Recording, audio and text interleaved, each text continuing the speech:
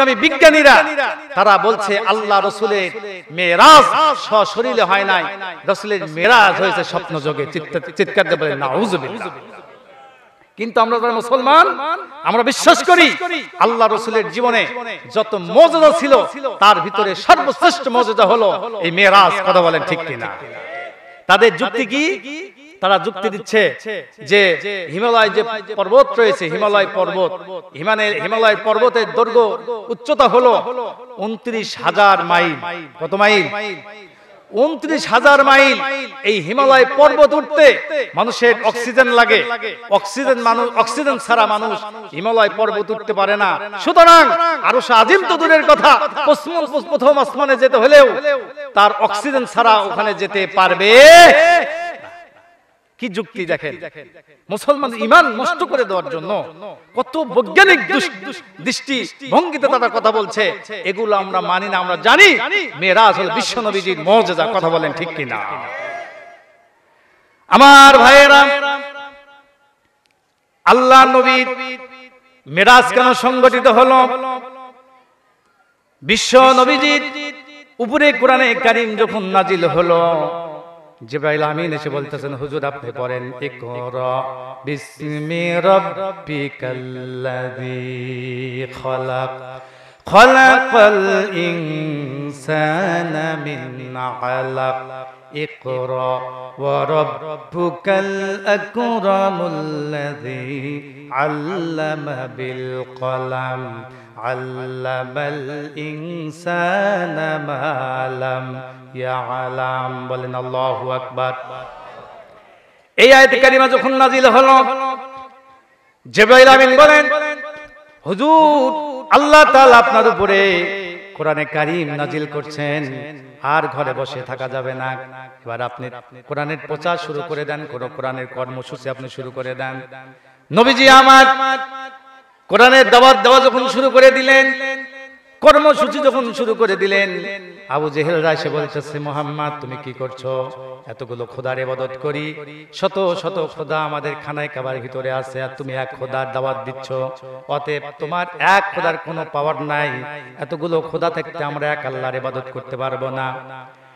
আল্লাহ নবী বললেন, তোমার হাজারো খোদা মানুষের উপকারও করতে পারে না, অপকারও করতে পারে না। আমি যে আল্লাহর দাওয়াত দিচ্ছি তিনি হলেন আসমান এবং জমিনের মালিক, তামাম দুনিয়া যিনি সৃষ্টি করেছেন তিনি হলেন আমার আল্লাহ। দাওয়াত দেওয়া শুরু করলেন, কাফেররা বাধা দেওয়া শুরু করে দিল। তাফসীরের কিতাবের মধ্যে এসেছে আবু জেহেলেরা তৎকালীন সময় আল্লাহর নবীর চাচা আবু তালেবের কাছে চলে গেল। যাওয়ার পরে বলছে, নেতাজি আপনার ভাতিজা নতুন ধর্ম আবিষ্কার করেছে, আমরা বাপ দাদার ধর্ম মানি, আপনিও মানেন, কিন্তু আপনার ভাতিজা এগুলো মাইনাস করে নতুন একটা ধর্ম নিয়ে এসেছে, সেগুলো গ্রহণ করতে বলছে মানুষকে। আপনার ভাতিজাকে থামান। আবু তালেব বলল, শোনো আবু জেহেল, উতবা, শাইবা, ওয়ালিদ ইবনে মুগীরা, আমি জানি আমার ভাতিজা জীবনে কোনোদিন মিথ্যা কথা বলে না। আমার ভাতিজার চরিত্র সম্পর্কে আমার জানা আছে। আমার ভাতিজা যা করবে তোমরা বাধা দিতে পারবা না। আমি আবু তালেব যতদিন বেঁচে থাকবো আমার ভাতিজার কাজে বিঘ্ন হতে দিব না। সুবহানাল্লাহ বলে।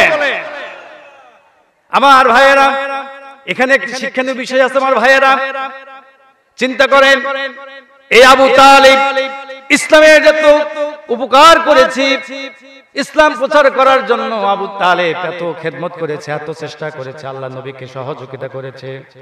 এই আবু তালেব আল্লাহ নবীকে সহযোগিতা করার জন্য জেল খাটা লাগছে।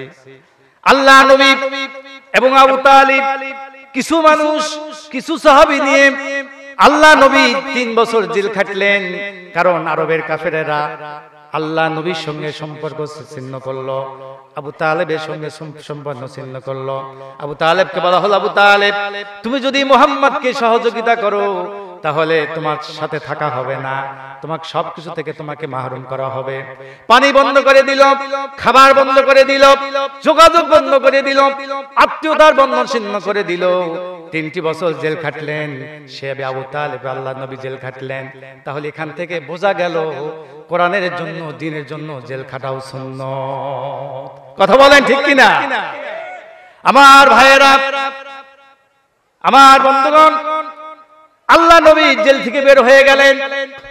এমন অবস্থা হয়েছিল, আমরা জেলে যাই, হাজতে যাই, আমাদের জন্য পানি রয়েছে, খাবার রয়েছে, সবকিছু জেলখানার ভিতরে আছে। কথা বলেন ঠিক কিনা?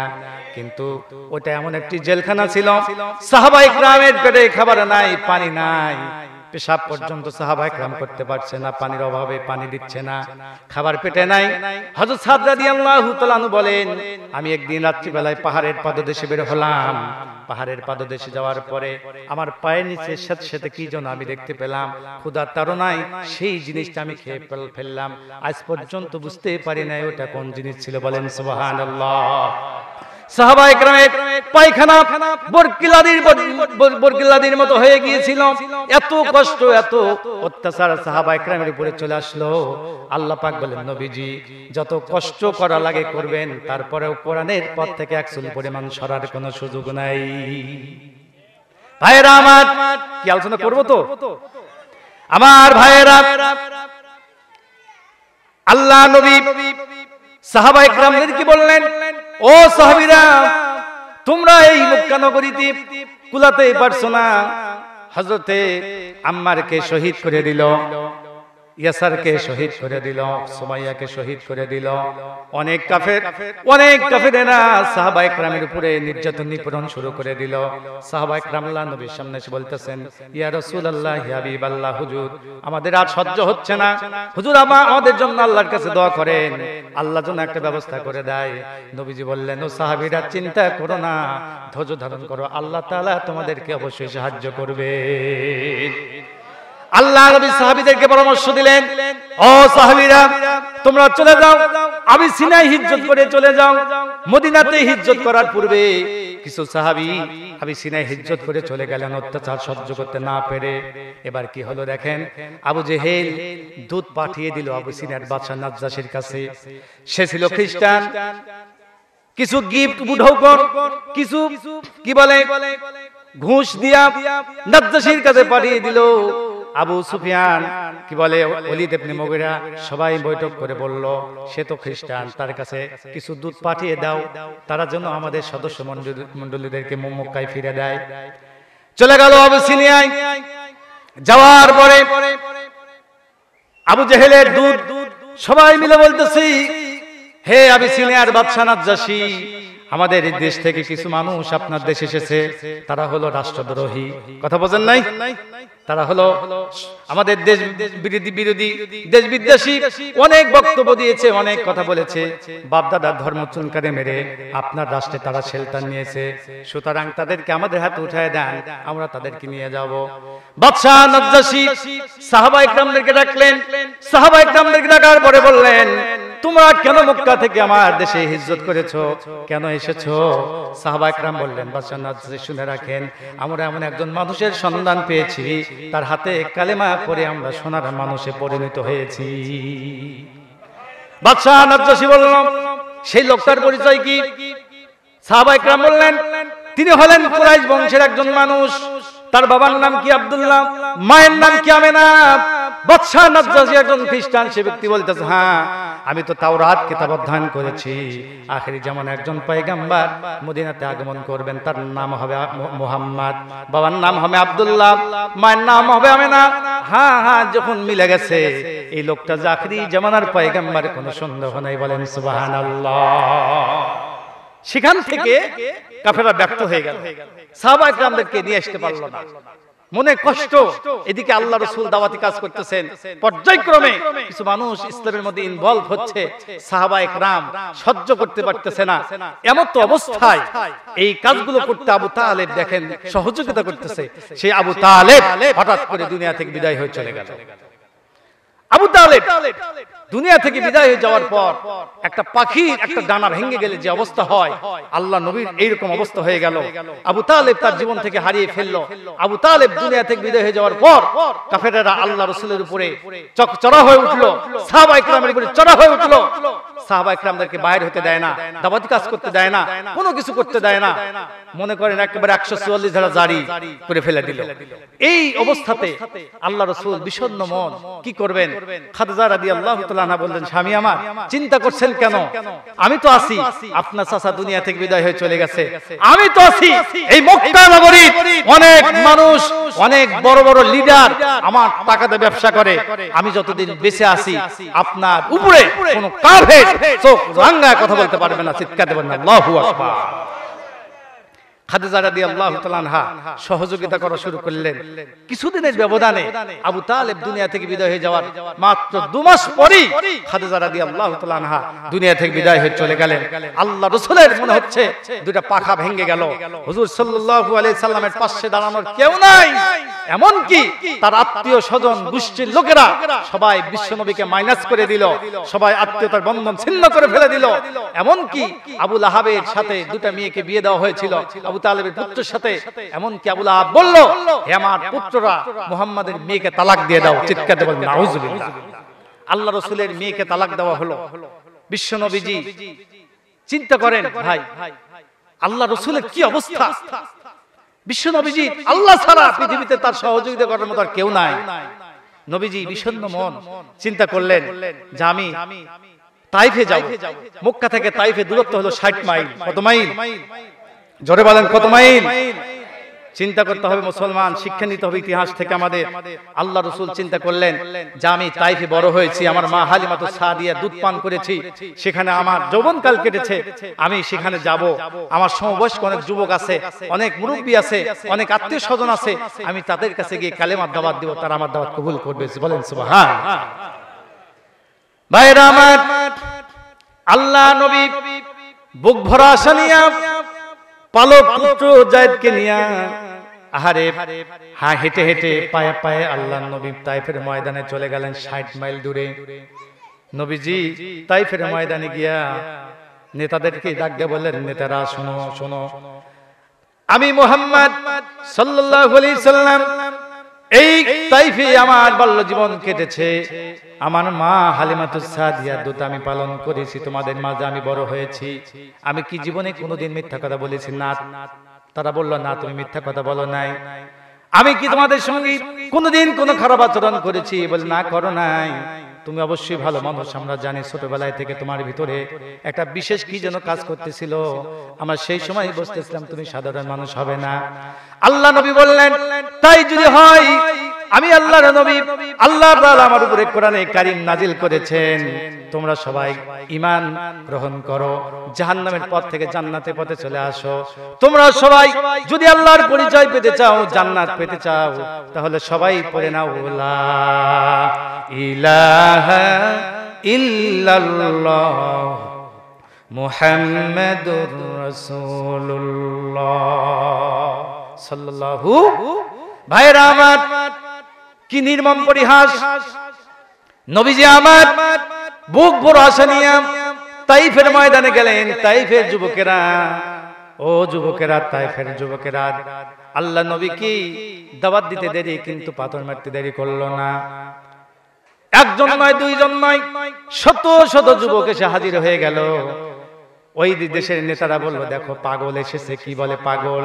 এতগুলো রবের, এতগুলো মালিকের ইবাদত করি, আর সে বলতেছে এক আল্লাহর ইবাদত করতে, পাগল ছাড়া কিছু হয় না, তাড়াতাড়ি সরিয়ে দিয়ে আসো। আল্লাহ নবীকে মারা শুরু করে দিল, মারতে মারতে রক্তাক্ত করে ফেলে দিল। নবীজি একবার হুঁশ, আবার বেহুঁশ। আল্লাহ নবী পাথরের আঘাতে পড়ে যান। ওই যুবকেরা আল্লাহ নবীকে হাত ধরে খাড়া করেন, নবীজিকে আবার পাথর মারেন, নবীজি আবার পড়ে যান। এইরকম করতে করতে 1 মাইল নয়, 1 মাইল নয়, 2 মাইল নয়, কিতাবের মধ্যে এসেছে 3 মাইল পর্যন্ত আল্লাহ নবীকে মারতে মারতে ওই তাইফের যুবকেরা দিয়ে এসেছিল। বলেন নাউজুবিল্লাহ। আল্লাহ নবী মার খেয়ে একটি মরুভূমির ভিতরে তারা ফেলে রেখে তাইফের যুবকেরা চলে গেল। পালক পুত্র যায় চোখের পানি ফেলে দিয়ে বলে, ইয়া রাসূলুল্লাহ, ইয়া হাবিবাল্লাহ, হুজুর আপনার গায়ে মশা পড়া হারাম, মাছি পড়া পর্যন্ত আল্লাহ হারাম করেছেন। আর এই তাইফের মানুষ আপনাকে এত মারা মারলো, নবীজি আপনি তাইফবাসীর জন্য দোয়া করেন, বর্দ করেন, আল্লাহ যেন এদের সমূলে ধ্বংস করে দেয়। নবীজি বললেন, ও যায়েদ, কি বলো?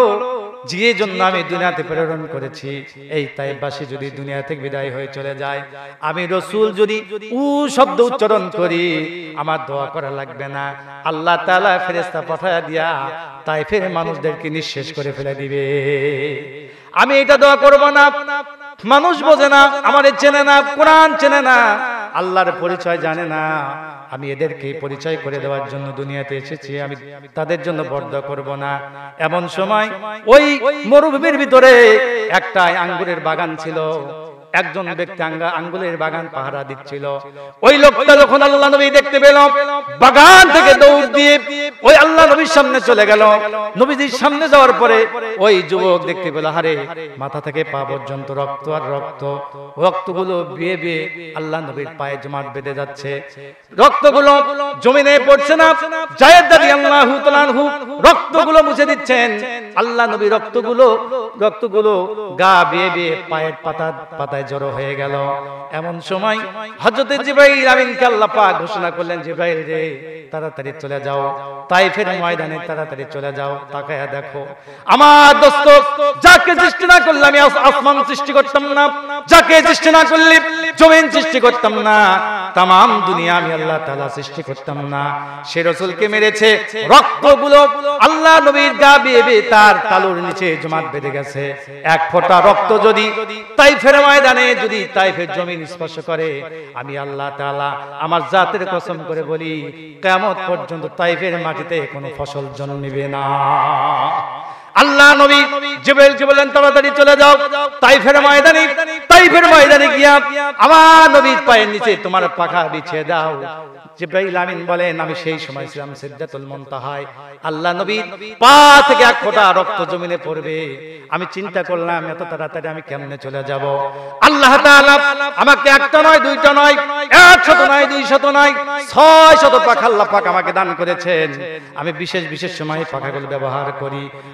আমি জিবরাইল একসাথে 600 পাখা মারলাম, তাইফের ময়দানে সেকেন্ডের ভিতরে চলে গেলাম। যাওয়ার পরে আল্লাহ নবীর পায়ের নিচে আমার পর বিছিয়ে দিলাম। বলেন সুবহানাল্লাহ। ভাইরা আমার, সেই রাসূল সেখানে বসে আছেন। জিবরাইল আমিন বলেন, হুজুর আপনার অবস্থা দেখে আমার খুব কষ্ট হচ্ছে, হুজুর একটু হুকুম দেন, আপনি শুধু বলেন, আমি জিবরাইল, আমার 600 পাখা লাগবে না, একটা পাখাতে যদি তাইফের মানুষদেরকে জমিনে আমি আঘাত করি, তাইফবাসী উলটপালট করে দুনিয়া থেকে দৃষ্টান্তমূলক শাস্তি দিয়া বিদায় করে দেব। চিৎকার দেবেন আল্লাহু আকবার। সেই আল্লাহর শক্তি আছে না নাই মুসলমান? সে আল্লাহ কি আছে? আল্লাহ রাসূল বলছেন, না জিবরাইল তুমি এই কাজ করো না। আহা, নবীজি বসে আছেন, হুজুরের কলিজা শুকে গেছে, হৃদয় শুকে গেছে, হুজুরের গলা শুকে গেছে। ওই যুবক আল্লাহ রাসূলের এই অবস্থা দেখে দৌড়িয়ে ফলের বাগানে চলে গেছে। আঙ্গুরের বাগানে গিয়ে আঙ্গুরগুলো পেড়ে একটা গ্লাসে আঙ্গুর চিপে চিপে আঙ্গুরের এক গ্লাস আঙ্গুরের রস আল্লাহ নবীর সামনে দিয়ে বলতেছি, হে পথিক, আপনি এটা পান করেন। নবীজি গ্লাসটা হাতে নিলেন। হুজুর সাল্লাল্লাহু আলাইহি সাল্লাম আঙ্গুরের এই কি বলে আঙ্গুরের এই পানি পান করলেন। পান করার পর হৃদয়টা ঠান্ডা করলেন। ঠান্ডা করার পর বলতেছে যে, হে যুবক, তোমার নাম কি আত্তার না? যুবক বলে, হে পথিক, আপনি আমার নাম জানেন? বলে, হ্যাঁ, নাম জানবো না কেন, আমি যে আল্লাহর নবী। সুবহানাল্লাহ বলে, শুধু তোমার নাম জানি না, তোমার বাড়ি কোথায় সেটাও আমি জানি। যুবক বলল, বলেন তো আমার বাড়ি কোথায়? আল্লাহ রাসূল বললেন, তোমার বাড়ি হযরত ইউনূস পয়গম্বরের বাড়ির পাশে। সুবহানাল্লাহ বলেন। আল্লাহ রাসূল তাইফ থেকে ফিরে আসলেন। তাইফ থেকে ফিরে আসার পর তার চাচাতো বোন আবু তালেবের মেয়ে আলী রাদিয়াল্লাহু তাআলা আনহুর বোন, হুজুর সাল্লাল্লাহু আলাইহি সাল্লামের চাচাতো বোন উম্মে হানির ঘরে হুজুর সাল্লাল্লাহু আলাইহি সাল্লাম আরাম করতেছিলেন, একটু রেস্ট করতেছিলেন। আর চিন্তা করছেন, আহারে আমার খাদিজা নাই, আমার চাচা আবু তালেব নাই, দুটা মেয়ে আমার ঘরে তালাকপ্রাপ্ত হয়ে চলে আসলো, ঘরে বাতি দেওয়ার মতো কেউ নাই। ঠিক কিনা বলেন? বিষণ্ণ মন নিয়ে চিন্তিত অবস্থায় আল্লাহ নবী শুয়ে আছেন। নবীজি বলেন, আমি তন্দ্রা তন্দ্রা ভাব, আমার চোখে ঘুম এসেছে। কারণ আল্লাহ রাসূল এমন একজন নবী ছিলেন, বিশ্ব নবীজির চক্ষু ঘুমাইতো কিন্তু অন্তর ঘুমাইতো না। সুবহানাল্লাহ। আম্মা জান আয়েশা বলেন, আল্লাহ রাসূলের চক্ষু ঘুমাইতো কিন্তু অন্তর ঘুমাইতো না। নবীজি বলেন, যেমন অবস্থায় আমার তন্দ্রার মধ্যে আমি চলে গেছি, এমত অবস্থায় আমি দেখলাম তিনজন ফেরেশতা এসেছে। একজন হলো জিবরাইল, আরেকজন মিকাইল, আরেকজন ফেরেশতার নাম কিতাবে আসে নাই। তিনজন ফেরেশতা এসে আমাকে তুললো, কোলে করে আমাকে খানায় কাবার পাশে নিয়ে গেল। নিয়ে যাওয়ার পর হাতিমে কাবার পাশে নিয়ে গিয়ে জমজম কূপের পাশে আমাকে শোয়ায় দেওয়া হলো। শোয়ায় দিয়ে গলা নিচ থেকে নাভি পর্যন্ত ফেলে দিয়ে আমার হৃৎপিণ্ড, কলিজা এগুলো বের করা হলো। বের করার পরে জমজম কূপের পানি দিয়ে ধৌত করে স্বর্ণের পাত্রে রাখা হলো। এরপরে সেই পাত্র থেকে আমার ভিতরে এগুলো প্রবেশ করায় দিয়া জিবরাইল আমিন সেলাই করে দিল। চিৎকার দিয়ে বলেন সুবহানাল্লাহ। আমার ভাইয়েরা, এরপরে হযরত জিবরাইল আমিন আল্লাহ নবীকে বললেন, ইয়া রাসূলুল্লাহি, ইয়া হাবিবাল্লাহ, হুজুর যানবাহনে ওঠেন। বুরাকে আল্লাহ নবী উঠলেন। মসজিদে হারাম থেকে মসজিদে আকসা পর্যন্ত ভ্রমণ করলেন। মসজিদ আকসা থেকে প্রথম আসমান, দ্বিতীয় আসমান, চতুর্থ আসমান, তৃতীয় আসমান, চতুর্থ আসমান, পঞ্চম আসমান, সপ্তম আসমান, সিদরাতুল মুনতাহা। এরপরে কোন কিতাবে এসেছে আরশ আজিম পর্যন্ত আল্লাহ রাসূল ভ্রমণ করে জান্নাত জাহান্নাম দেখে যখন আল্লাহ নবী রাতের ফজরের আগে তিনি মক্কাতে চলে আসলেন। আসার পরে পরের দিন সকালবেলা নবীজি খানায় কাবার সামনে বসে আছেন। এমন সময় আবু জেহেল ওই রাস্তা দিয়ে যাচ্ছিল। দেখবেন কিছু কিছু মানুষ আছে আমাদের সমাজে, হুজুর দেখলে একটু টিটকারি মারে, এরকম লোক আছে না নাই? দেখবেন মাদ্রাসার ছাত্র দেখলে কয়, এই হুজুর এদিকে এদিকে, বলে কি বলে না? মানে মনের মধ্যে একটা অহংকার কাজ করে, মানে হুজুরদেরকে একটু ছোট মনে করে, এরকম লোক আছে না নাই? তো আবু জেহেল দেখেন, আবু জেহেল বলতেছে, এই মুহাম্মদ, নাউজুবিল্লাহ বলে, আজকে কি কোনো নতুন খবর আছে? রাসূল চিন্তা করছেন যে আমি যে কাজটা করলাম রাত্রি বেলায় মসজিদ হারাম থেকে মসজিদ আকসা পর্যন্ত, মসজিদে আকসা থেকে আরশ আজিম পর্যন্ত ভ্রমণ করে রাতের বেলায় কিছু অংশ ভ্রমণ করে আমি ফজরের আগেই মক্কাতে প্রবেশ করেছি। এই কথা যদি মানুষকে বলি, মানুষ আমাকে পাগল বলবে, মানুষ আমাকে নিয়ে হাসাহাসি করবে, ঠাট্টা বিদ্রুপ করবে। না, এই কথা আমি আজ বলবো না। সেজন্য রাসূল কাউকে বলছেন না। আবু জেহেল যখন বলল যে মুহাম্মদ, তোমার কাছে কি কোনো নতুন খবর আছে? নবীজি বলেন, হ্যাঁ অবশ্যই আছে। আল্লাহু আকবার বলেন। আল্লাহ হক কিভাবে প্রকাশ করে দেয় দেখেন। কি নতুন কি খবর? বলছে, চাচা শোনেন, আজকে রাত্রিতে আমি কাবা থেকে, মসজিদ হারাম থেকে মসজিদ আকসা, বাইতুল জেরুজালেম, বাইতুল মুকাদ্দাসে গিয়েছি। বাইতুল মুকাদ্দাস থেকে আরশ আজিম পর্যন্ত আল্লাহ তাআলা আমাকে ভ্রমণ করিয়েছেন।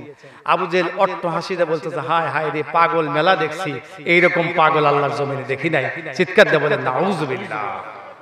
আমার নবী কি পাগল ছিলেন? আমার নবী কি জাদুকর ছিলেন? আমার নবী কি গণক ছিলেন? আমার নবী হলেন মুহাম্মদুর রাসূলুল্লাহ সাল্লাল্লাহু আলাইহি সাল্লাম, আল্লাহর প্রেরিত গোলাম ছিলেন। কথা বলেন ঠিক কিনা? নবীজি বলেন, আপনার বিশ্বাস হয় না? বল, কি বলো তুমি? তোমার কি হুঁশ আছে? মসজিদ হারাম থেকে মসজিদ আকসা যেতে কয় দিন লাগে, কয় ঘন্টা লাগে, তোমার কি জানা আছে? তাফসীরের কিতাবের মধ্যে এসেছে, মসজিদ হারাম থেকে মসজিদ আকসা পর্যন্ত ওই সময় মানুষ, প্লেন ছিল না, ওই সময় মোটরসাইকেল ছিল না, কার ছিল না, সেই সময় মানুষ উটে সফর করত। ঠিক কিনা বলে? ঘোড়ায় যেতে পারতো না, কারণ মরুভূমির পথ, প্রতিমধ্যে যদি পানি পান করা লাগে, ঘোড়ার যদি পানির প্রয়োজন হয়, পানি পাবে না। সেই কারণে উট যেহেতু রিজার্ভ পানি রাখতে পারে, সেই কারণে তারা উট দিয়ে সফর করত। বলেন সুবহানাল্লাহ। আবু জেহেল বলতেছে, তোমার কি হুঁশ আছে? হারাম থেকে বাইতুল মাকদ্দাসে যাইতে কয়দিন সময় লাগবে, কয় ঘন্টা সময় লাগবে, আর তুমি বলতেছো যে এই রাত্রি বেলায় আমি চলে গেছি, চলে আসছি। এটা পাগলামি ছাড়া কিছুই না। চিৎকার দিয়ে বলেন নাউজুবিল্লাহ। আবু জেহেল বলল, মুহাম্মদ শোনো, তোমার এই খবরটা আমি এই মক্কা নগরীতে একটু প্রচার করে দেই। তুমি যে পাগলামি শুরু করছো, তোমার সাহাবায়ে কেরামদেরকেও আমি এই খবরটা দিয়ে দিব। আবু জেহেল পাহাড়ের উপরে উঠে কুরাইশদেরকে ঘোষণা দিল। কুরাইশে অনেক যুবক, অনেক মুরব্বীরা তিলেসমাতের মধ্যে পাহাড়ের পাদদেশে চলে আসলো। সবাই বলল, নেতা যখন দেখেছে অবশ্যই কোনো গুরুতর কোনো কাজ হবে, কোনো সমস্যা হয়তো বা নেতা পড়েছে। হাজার হাজার মানুষের সমাগম হয়ে গেল। আবু জেহেল বলতেছে, শোনো হে কুরাইশেরা, মক্কা নগরীর মানুষেরা শোনো, মুহাম্মদ যা পাগল এর মধ্যে কোনো সন্দেহ নাই। মুহাম্মদ এমন একটি কথা বলে যে কথা আমি বলবো না, মুহাম্মাদের মুখ দিয়ে তোমরা শুনবা। মুহাম্মদ কি বলে শোনো। আল্লাহ নবীকে বলা হলো, মুহাম্মদ সাল্লাল্লাহু আলাইহি সাল্লাম, তুমি এবার মক্কা নগরীর মানুষদেরকে তোমার খবরটা জানিয়ে দাও। আল্লাহ নবী বললেন, হে মক্কাবাসী শোনো, গত রাত্রিতে আল্লাহ তাআলা মসজিদ হারাম থেকে মসজিদ আকসা পর্যন্ত আমাকে ভ্রমণ করিয়েছেন। শুধু মসজিদ হারাম নয়, মসজিদ আকসা নয়, মসজিদ আকসা থেকে আরো আজিম পর্যন্ত আল্লাহ তাআলা আমাকে নিয়েছে। এটা কি তোমাদের বিশ্বাস হয়? কাফেররা অট্টহাসিতে বলতেছে, আরে এতদিন ভেবেছিলাম তুমি সাধারণ জাদুকর, সাধারণ পাগল, এবার আমরা বুঝতে পারলাম তুমি হলে ইন্টারন্যাশনাল পাগল। পাগলের প্রলাপ ছাড়া এটা কিছু না, কারণ মানুষের পক্ষে এত তাড়াতাড়ি আরো সাজিমে যাওয়া সম্ভব না। এই কথা যখন বলে দিল, আবু জেহেল বলল, মুহাম্মদ শোনো, তোমার যে সাহাবীরা তোমার কথা শুনে কালেমা পড়ে মুসলমান হলো, সেই সাহাবীদেরকে আবু জেহেল ডেকে আনলো। আবু জেহেল বলল, দেখো তোমার মুহাম্মদ কি বলে, পাগলামি শুরু করে দিয়েছে।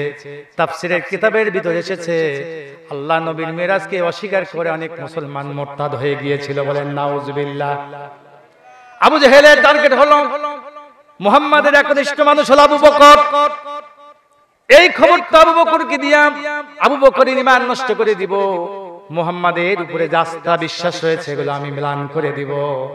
আবু জেহেলকে আবু বকরকে ডাক দিয়ে বলতেছে, আবু বকর শোনো, তোমার রাসূল তোমার মুহাম্মদ কি বলে, আজকে রাত্রিতে নাকি সে মসজিদ হারাম থেকে মসজিদ আকসায় গেছে, মসজিদ আকসা থেকে আরো আজিম পর্যন্ত ভ্রমণ করিয়েছে রাতের কিছু অংশে। এটা কি তোমার বিশ্বাস হয়? আবু বকরের ঈমান দেখেন। আবু বকর সিদ্দিক রাদিয়াল্লাহু তাআলা বললেন, আল্লাহ নবী যদি এই কথা বলেন, তার জান্নাতি জবান দিয়ে, জান্নাতি মুখ দিয়ে যদি এই কথা বলেন, আল্লাহ নবী যদি বলেন আজকে রাত্রিতে আমি মসজিদ হারাম থেকে মসজিদ আকসায় গিয়েছি, সেখান থেকে আরো আজিমে গিয়েছি, অবশ্যই অবশ্যই আমি আবু বকর বিশ্বাস করব। সুবহানাল্লাহ বলে। আবু বকর সিদ্দিক রাদিয়াল্লাহু তাআলা বলছেন, ইয়া রাসূলুল্লাহ, হুজুর আসলে আবু জেহেল যা বলতেছে সত্যি, আপনি কি আজকে রাত্রিতে, গত রাত্রিতে আপনি কি ভ্রমণ করেছেন? রাসূলুল্লাহ সাল্লাল্লাহু আলাইহি সাল্লাম বলছেন, হ্যাঁ আবু বকর, গত রাত্রিতে আমাকে আল্লাহ তাআলা তার বাড়িতে দাওয়াত দিয়ে আরশ আজিম পর্যন্ত নিয়ে গিয়েছিলেন। আবু বকর সিদ্দিক বলেন, হুজুর তাই তো, গত রাত্রিতে আমি আপনাকে এত খুঁজলাম, বিভিন্ন বাড়িতে গেলাম, বিভিন্ন জায়গায় গেলাম, কোথাও আপনাকে পেলাম না। আপনি যে মেরাজ করেছেন বিন্দু পরিমাণ কোনো সন্দেহ নাই। জোরে বলেন সুবহানাল্লাহ। এই কথোপকথন হচ্ছিল, এমন সময় কাফেরদের মধ্যে কুখ্যাত একজন কাফের ছিল। তাফসীরের কিতাবের মধ্যে এসেছে মুতিম ইবনে আবি। এই মুতিম ইবনে আবি এই কুখ্যাত কাফের, সে ছিল খুবই বুদ্ধিজীবী, হঠাৎ উপস্থিত জ্ঞান ছিল তার বেশি। সে এসে বলতেছে যে, আবু জেহেল শোনো, আমার একটা প্রশ্ন আছে, মুহাম্মাদের কথা যদি সত্য হয় আমার একটা প্রশ্ন আছে, সেটা হলো মুহাম্মদ এইদিকে আসো, আমার কাছে আসো। তুমি যদি সত্যিকারের নবী হও, তুমি যদি মেরাজ করে মসজিদ হারাম থেকে মসজিদ আকসা পর্যন্ত যদি ভ্রমণ করে থাকো, আমি মুতিম ইবনে আদি, আমি অনেকবার সেখানে গিয়েছি, সেই মসজিদে আমি গিয়েছি, সেই মসজিদের জানালা, দরজা, পিলার কয়টা সব আমি বলে দিতে পারি। বলো তো, তুমি সত্যিকার অর্থে তুমি যদি সফর করে থাকো, সেই মসজিদে আকসার জানালা কয়টা, দরজা কয়টা? এটাকে প্রশ্ন সাইজ হইল? কথা বলেন না কেন, বুঝতেছেন না আপনারা? এটা কি প্রশ্ন সাইজ হইল?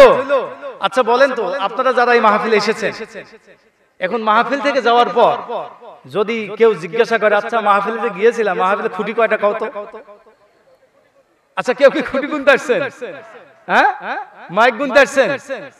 তো এরকম প্রশ্ন হলো না? তো আল্লাহ রাসূল বিড়ম্বনার মধ্যে পড়ে গেলেন।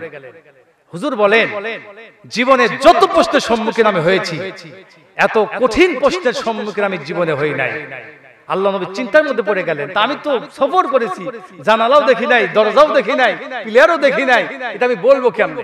হুজুর চিন্তার মধ্যে পড়ে গেলেন। ইজ্জতের মালিক কে? জোরে বলেন কে?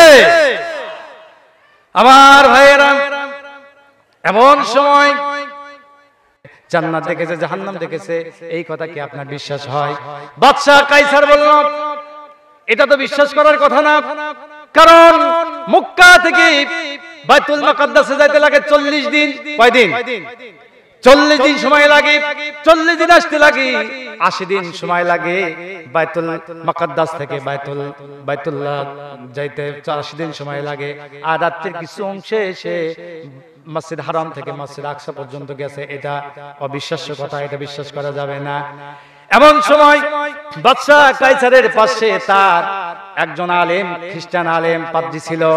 সে দাঁড়িয়ে বলতেছে, বাদশা কায়সার, আমি আমার জীবনের একটি ঘটনা বলি।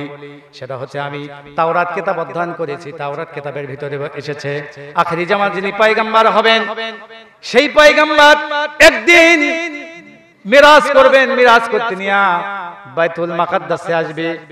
সেই বাইতুল মুকাদ্দাসে সমস্ত নবীদের ইমামতি করবে। এই ঘটনা তাওরাত কিতাবে আছে, আমি বুঝতে পেরেছি। আমারও প্রত্যেকদিন অভ্যাস ছিল বাইতুল মুকাদ্দাসের জানালা দরজাগুলো আমি নিজে বন্ধ করে দিতাম সবাই চলে যাওয়ার পরে। কিন্তু সেই রাত্রিতে আমি অনেক চেষ্টা করলাম, কিন্তু একটা দরজা আমি বন্ধ করতে পারলাম না। সব জানালা বন্ধ করলাম, দরজাগুলো বন্ধ করে দিলাম, একটা দরজা আমি বন্ধ করতে পারছিলাম না। শত চেষ্টা করে আমি ব্যর্থ হলাম। আমি আমার অনেক যুবকদেরকে নিয়ে আসলাম, যুবকদের নিয়ে আসার পরেও চেষ্টা করলাম, পারলাম না। শেষ পর্যন্ত মিস্ত্রি নিয়ে আসলাম। মিস্ত্রি আসার পরে শত চেষ্টা করার পরেও দরজা বন্ধ করতে পারলাম না। পরের দিন আমরা যখন সেখানে চলে গেলাম, দেখতে পেলাম বাইতুল মুকাদ্দাসের পাশে একটা পাথর রয়েছে। ওই পাথরের সাথে কে যেন একটা যানবাহন বাঁধার চিহ্ন দেখা যাচ্ছে, পায়ের চিহ্ন দেখা যায়। আমার তো মনে হয় এই নবী সেই নবী, যে নবীর কারণে বাইতুল মুকাদ্দাসের দরজা ওপেন হয়ে গেছে। সেই রাত্রিতে এই নবী মিরাজ করেছে। জোরে বলেন সুবহানাল্লাহ। আমার ভাইরা, মেরাজের বিস্তারিত আলোচনা ঘন্টার পর ঘন্টা করলেও শেষ হবে না। শুধু আপনাদেরকে ধারণা দিলাম আল্লাহ রাসূলের মেরাজ সশরীরে হয়েছে, এর মধ্যে কোনো সন্দেহ, জোরে বলেন সন্দেহ নাই। আল্লাহ রাসূল মেরাজ থেকে, সর্বোপরি কথা বলি, আল্লাহ রাসূল মেরাজ থেকে আসার পরে হাদিয়া আল্লাহ পাক দিলেন কি? জোরে বলেন কি? নামাজ নিয়ে আসলেন। আল্লাহ রাসূল আমাদের জন্য কয় ওয়াক্ত নামাজ নিয়ে এসেছিলেন? জোরে বলেন কয় ওয়াক্ত? 50 ওয়াক্ত। কয় ওয়াক্ত? 50 ওয়াক্ত নামাজ নিয়ে আসতে নিয়ে কার সাথে দেখা হয়েছিল? এই ওয়াক্ত আপনারা জানেন কার সাথে? মুসা আলাইহিস সালামের সঙ্গে দেখা যদি না হইতো তাহলে আমরা 5 ওয়াক্ত পড়ি না। 50 ওয়াক্ত যদি ফরজ হইতো 13টা বাজতো, ঠিক কি না? তো বড় ধরনের উপকার করেছেন হযরত মুসা আলাইহিস সালাম, ঠিক কি না বলেন? মুসা আলাইহিস সালাম বললেন, শেষবারে 5 ওয়াক্ত নামাজ যখন আল্লাহ পাক দিলেন, আল্লাহ রাসূলকে বলা হলো, ইয়া রাসূলুল্লাহি হাবিবাল্লাহ, হুজুর আপনি যান, আল্লাহর কাছে যান, আপনার উম্মতেরা নামাজ পড়তে পারবে না। নবীজি বলেন যে আমি আর যাব না, আমার শরম লাগতেছে। আল্লাহ তাআলা বিশ্ব নবীকে মেসেজ দিয়ে জানিয়ে দিলেন, নবীজি আপনার আসতে হবে না, আপনার উম্মতেরা 5 ওয়াক্ত নামাজ পড়বে, আমি আল্লাহ তাআলা 50 ওয়াক্ত নামাজ সব দান করব। সে নামাজ আজকে আমরা পড়ি না ভাই। কয়জন মানুষ নামাজ পড়ি দেখেন? মসজিদগুলো ফাঁকা। অনেক মসজিদে দেখি নামাজ পড়ি, জোহরের নামাজ, আসরের নামাজ বিভিন্ন জায়গায় পড়ি, 3 জন 4 জন 5 জন। গ্রামে শত শত মানুষ বসবাস করে, কিন্তু মসজিদে মুসল্লি নাই, ঠিক কিনা বলেন? অত নামাজ একজন মুসলমানের সবচেয়ে বড় দৌলত। বাইনাল আবদি ওয়া বাইনাল কুফরি তারকুস সালাত, মান তারাকাস সালাত ফামান কাফার। যে ব্যক্তি সালাত তরক করলো সে কুফরি করলো, সেই মুহূর্তে যদি মারা যায় কুফরি মৃত্যু হবে, ঠিক কিনা বলেন?